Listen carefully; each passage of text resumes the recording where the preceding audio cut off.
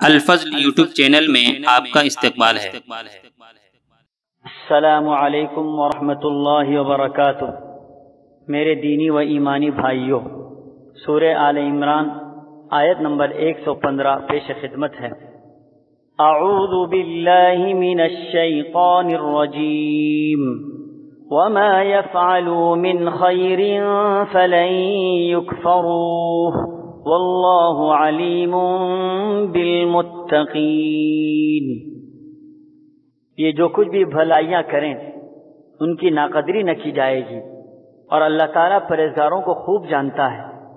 دوستوں اور بزرگوں، بعض اہل کتاب جن کے ایمان اور اتباع سنت کی وجہ سے اللہ نے انہیں مستثنی قرار دیا اور ان کی تعریف، ان کی خوبیوں کا تذکرہ کیا، تو یہ حضرات جو بھی نیک اور بھلائی کے کام کریں گے ان کے اعمال ضائع نہیں ہوں گے، بلکہ اللہ انہیں پورا بدلہ دے گا۔ بلکہ قرآن پاک کی ایک دوسری آیت کے ٹکڑے کے مطابق انہیں دوہرا اجر ملے گا۔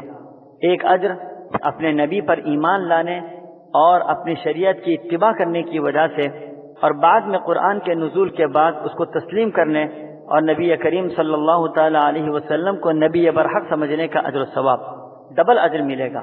ہر انسان کا عمل اللہ کی نظروں میں ہے، وہ کسی بھی اچھے اعمال کو برباد نہیں کرتا بلکہ پورا اجر و ثواب دیتا ہے، اور ہر آدمی کے تقوی کا کیا معیار ہے وہ اس سے بھی باخبر ہے۔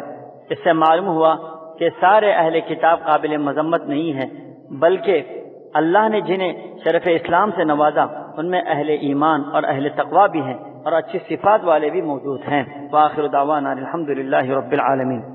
اس چینل کو سبسکرائب کریں اور اس کو زیادہ سے زیادہ شیئر کرنے کی کوشش کریں۔